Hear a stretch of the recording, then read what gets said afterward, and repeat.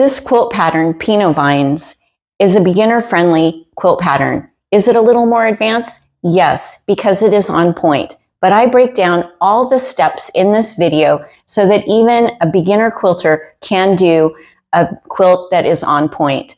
I also will address how to deal with triangles and how you can get a secondary cut out of these triangles to use at a later time. And also, should you pre-wash batik fabrics? This quilt was done in batiks from Hoffman Fabrics. And do you really need to wash the fabric before you cut? I will break it all down for you in this tutorial. Today I'm going to show you how to create this pattern called Pinot Vines. It comes in two sizes, a large throw and a queen. It also comes in a booklet form with full color details inside and directions, along with fabric labels that you can cut out and put on your pieces as you are creating the blocks. This will keep you more organized. It comes in booklet form, which you can get on my website at tjwrightquilts.com, or you can do a download PDF that you can print out on your own computer. The fabrics that I'm using are part of a collection from Hoffman Fabrics. This is part of their Valley Batiks, and this collection is called Vino at Dusk. There's a couple of tonals here that we'll use, and this beautiful cornflower with a purple and navy background. And then we have this coordinating fabric. I'm excited to get started and show you how these beautiful fabrics are going to come together in this pattern, Pinot Vines. I wanted to show you how I like to prep my fabrics. So because these are batiks, I have not pre-washed them, and I'm not going to starch them either. I am a big proponent of starching, but in this case, we're not going to do it. The batiks have a little bit more body to them and don't ravel much. I like to pre-press all of my fabrics from salvage edge to salvage edge flat to get rid of that center crease. Then I let them cool and I fold them salvage edge to salvage edge, and then I fold them again so they're in quarters, and I'll show you here. So we have a two salvage edges and the fold, but because I've allowed it to cool, we're not going to end up with a crisp line there in the center of our fabric when we go to cut. That's just one tip. I like to keep the pressing as clean as possible, and if we start out with well-pressed fabrics before we cut, we get better results. So let's get cutting. So this pattern calls for 4 different fabrics, and I recommend that you have a darker value like this cornflower, and then a mid-tone and a couple of blenders. These have a little bit of variation in them. Our first cut is going to be fabric A, which is going to be the coneflower. And fabric A is going to be these sashing pieces and this block right here. Fabric B is going to be these brown pieces in the block. Fabric C are going to be these triangles in the block. And fabric D are going to be these cornerstones that are happening here. We'll start by doing our width of fabric cuts, and then we will subcut into our squares.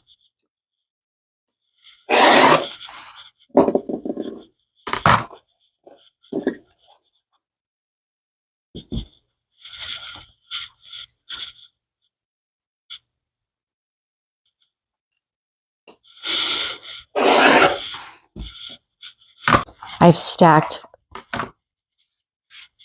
3 widths of fabric, so 6 layers, and now fabric A, and so now it's time to do the subcutting.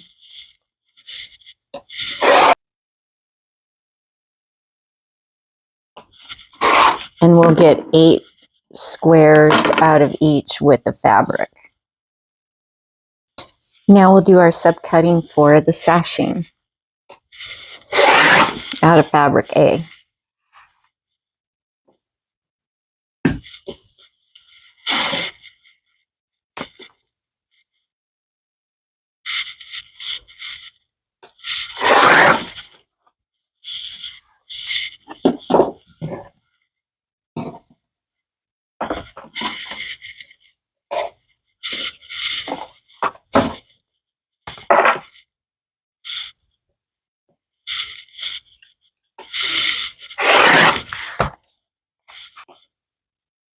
Fabric B, we're just stacking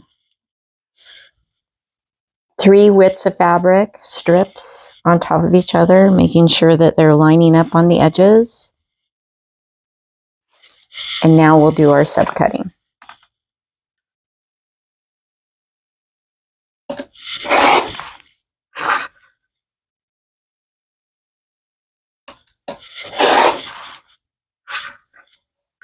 And this is fabric C, and this is for our little triangles.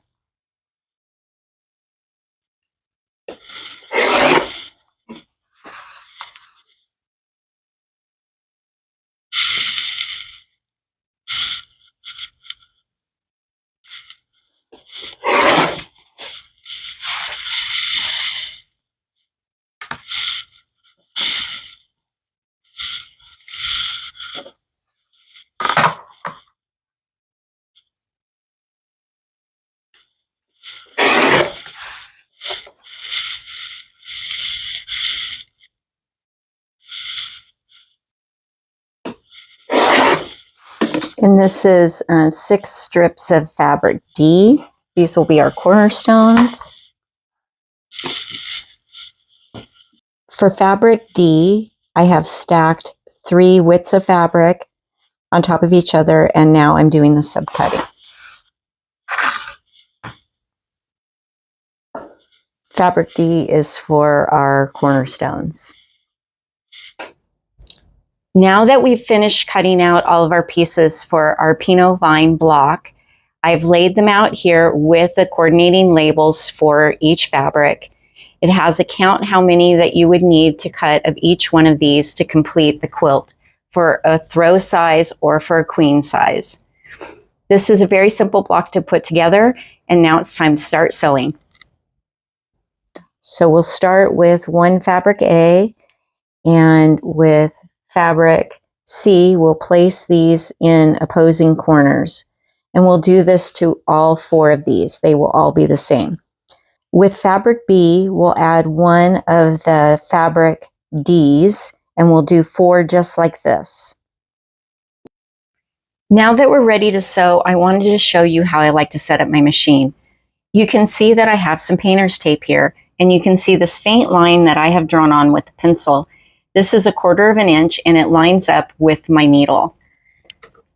The reason why I do this is that I don't want to have to draw all the lines on this fabric C.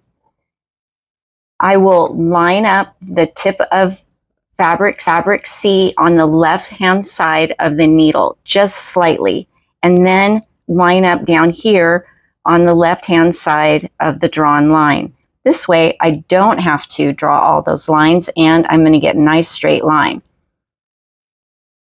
One of my tips for you would be to watch the point of your block, not the needle.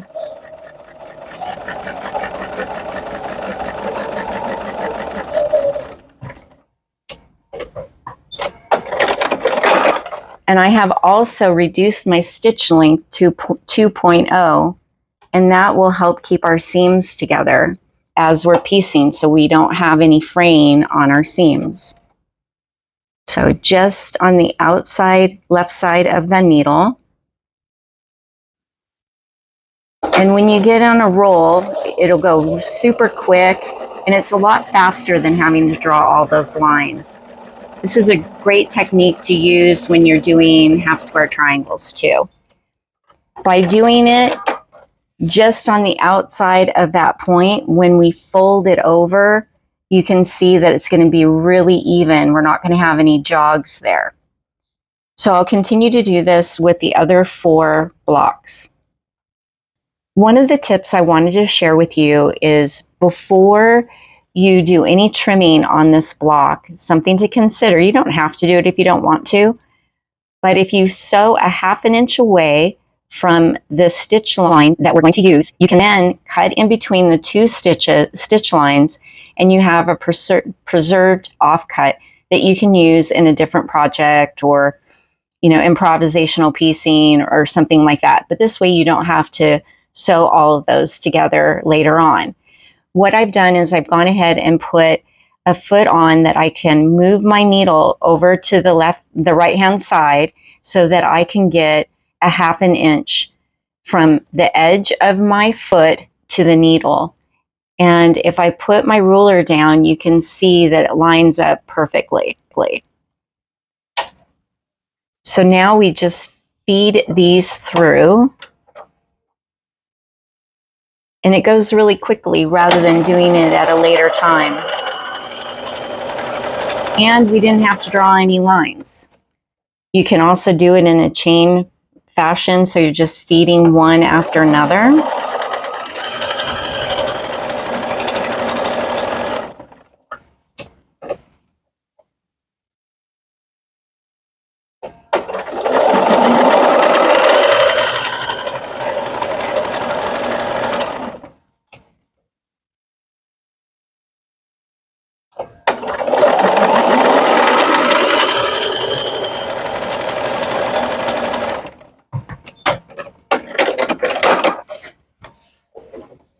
And once you have them all completed, then you would just cut in between the 2 lines.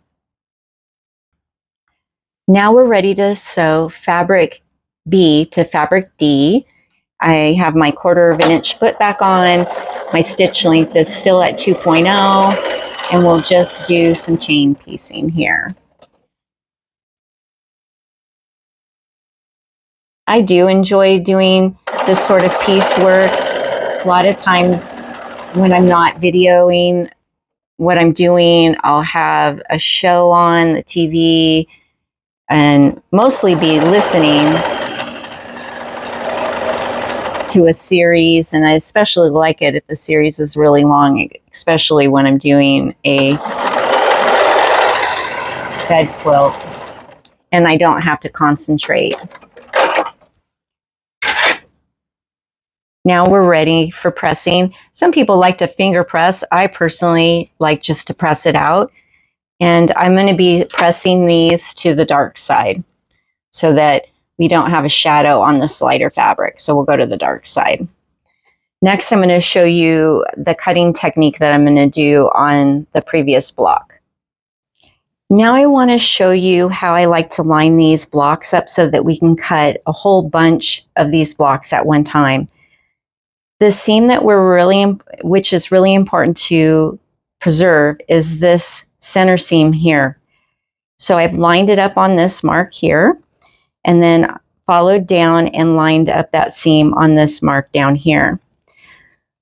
With the remaining blocks, and you can determine how many you want to do at one time, I line up this seam with that one, and this seam with the line down here below.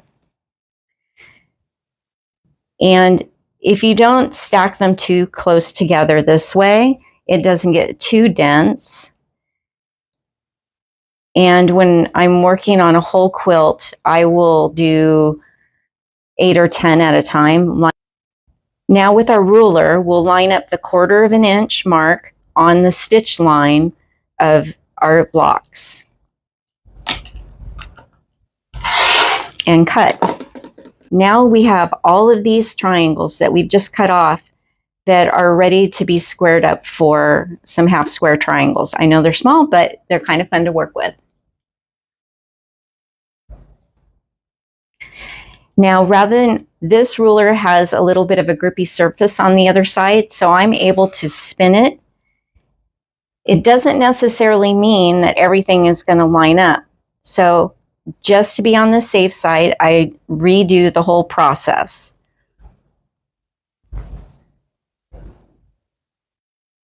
I've tried it where I just leave things where they are and hope for the best. And sometimes I end up with some seams that don't have as much seam allowance as I'd like when I'm done. So it's always better to be safe than sorry. Again, we're lining up our 1/4 of an inch mark with the stitch line. And we'll cut through and we'll have our pre-made half square triangles to use at a later date. Now these are ready for pressing, and we're going to press to the dark side because we have light fabric. We don't want to see that shadow. Now we will attach one of our fabric B's to our finished block A and line everything up. And we'll do this on all 4 blocks.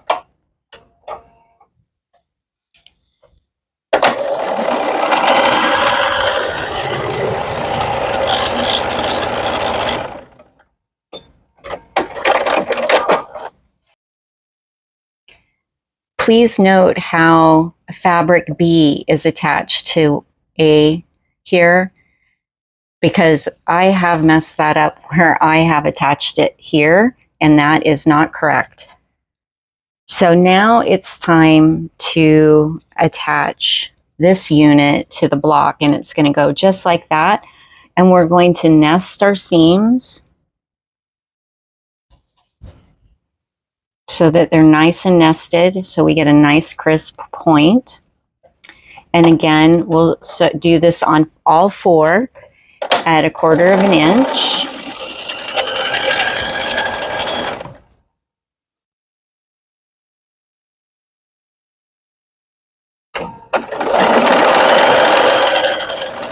Making sure everything is lined up.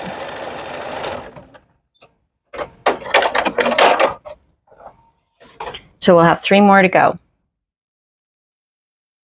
You will make 26 of these half block units for the large throw and 50 for the queen size.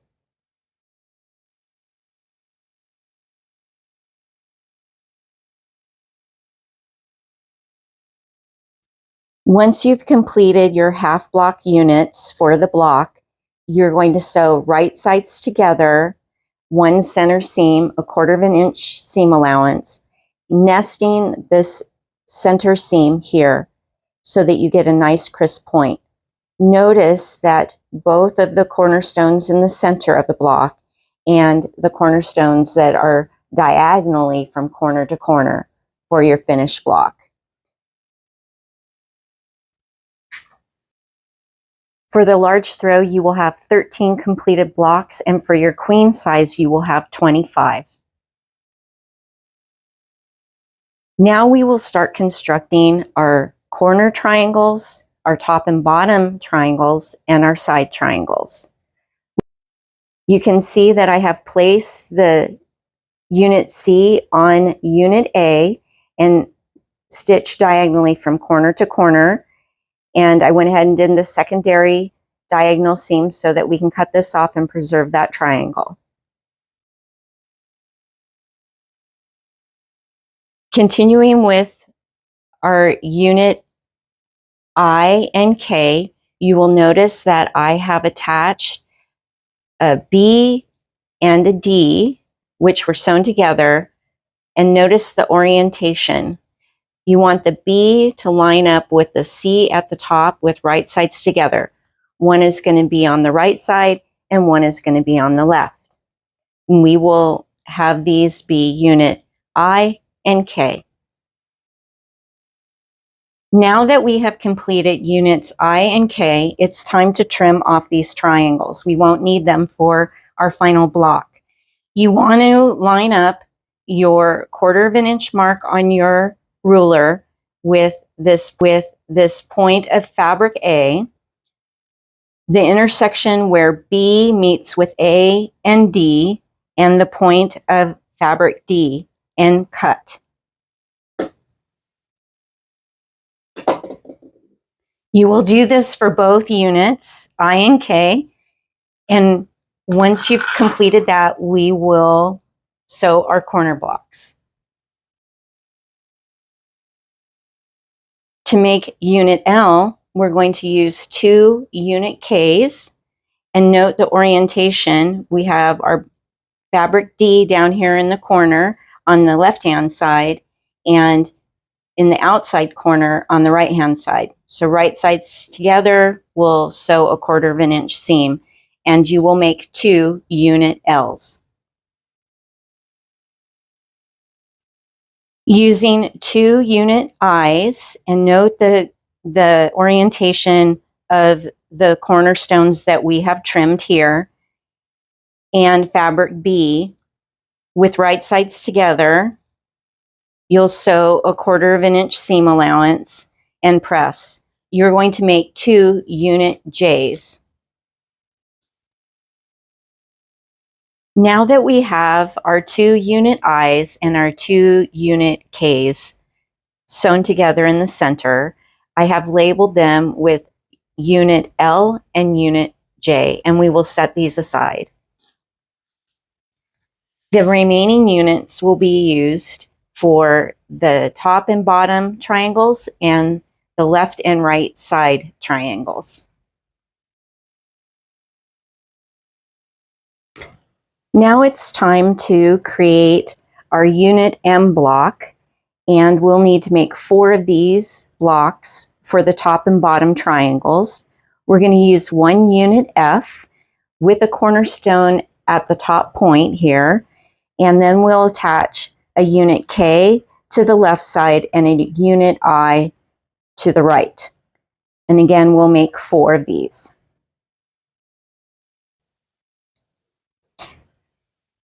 For the left and right side triangles, which will be labeled unit N, we're going to use, again, 1 unit F, and note that the cornerstone is now at the point at the bottom. The unit I is on the left side and the unit K is on the right side. We'll sew these with right sides together, 1/4 of an inch seam allowance, and we'll press and label unit N. You will be making 4 of these, and this is for the side triangles. I have now completed the 4 top and bottom triangles, which will be labeled unit M. This is for the throw. If you were making the queen, you would do 6. And then I have unit N, and I have 4 of these side triangles for the throw, and you would make 6 for the queen. And we'll go ahead and attach these labels so that we'll stay organized, because now we're going to start laying out our quilt top. Now we have all of our blocks constructed and labeled. We've got our corner triangles, we have part of our sashing constructed, our side and top and bottom triangles, and our blocks for the quilt. Now it's time to start laying it all out. We have unit J, right sides together with sashing strip labeled O, and we'll sew with a 1/4 of an inch seam allowance, pressing to the sashing. We'll make 2 of these units. One quick tip that is important is that when you sew the triangles onto the sashing, you want to be sure that the outside corner extends past the seam by a 1/4 of an inch, because we're going to use that as our seam allowance.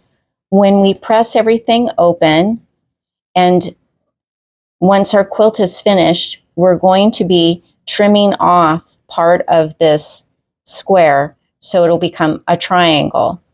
So you need to preserve this 1/4 of an inch seam allowance so that you have that to attach your binding and preserve your points for your final quilt. We will start with row 1. You'll use 1 unit J and attach a unit O sashing strip and sew right sides together. You will make 2 row 1s. For the row 2 construction, we will start with a side triangle, unit N, and attach a unit A2 sashing strip. Note the orientation of the strip to the triangle in the diagram.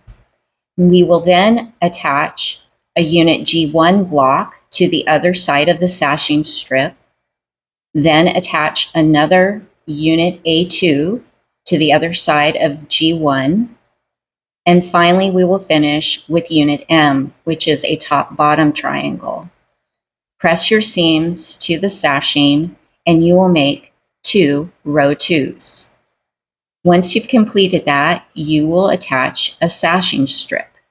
This strip consists of starting with one unit O, attaching a unit A2 to your cornerstone, attaching another unit O to the other side of A2. You will have a long strip. You will attach this sashing strip to the row that you completed before and press your seam to the sashing.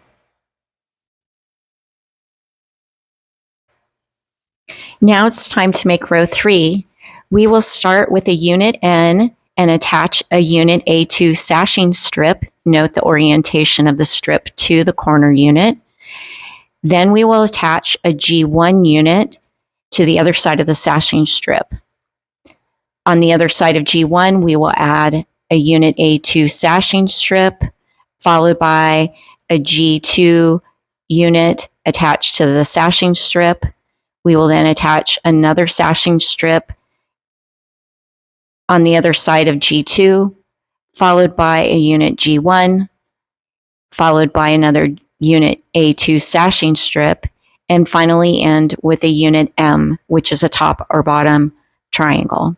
You will make 2 of these units. You will then go on to complete the sashing strip for row 3, which consists of a unit O by attaching another unit A to the cornerstone, followed by a unit O, attaching a unit A to the cornerstone, and ending with another unit O. Once you've completed the sashing strip, you will attach it to your strip from prior, matching up your cornerstones with the sashing and pressing your seams towards the sashing. Now it's time to complete our final row, which is row 4. We will start with unit L, and this is one of our corners. We'll attach a unit A2 sashing strip. Note the orientation, followed by a unit G1. We will attach that to the previous sashing strip, then attach another sashing strip to the other side of G1. Then we will attach a G2 to the previous sashing strip. We will then attach another sashing strip to the other side of G2, followed by a unit G1 attached to that sashing strip, followed by a unit A2 sashing strip to the other side of G1, then a unit G2 attached to that sashing strip, followed by another sashing strip attached to G2, and ending with a G1, where we will add our final sashing strip A2 and the final corner, which is unit L. You will press all of your seams towards the sashing strip. You've now completed row 4, and then you only need to make 1. And you should have used all of your blocks and all of your sashing strips. Now it's time to sew our rows together. We are going to make 2 units. We will start with row 1 and attach row 2. You want to match the sashing strips of row 2 to the cornerstones of row 1. You will then do row 3 by attaching it to the cornerstones of row 2. You will make 2 of these units. Once you've completed these 2 side sections or corner sections, you will then attach one corner to row 4, again matching the sashing strips to the cornerstones of row 3. And on the other side of row 4, you will attach your other corner section that you've completed. Press your seam allowances to the sashing section, and you now have your finished quilt top.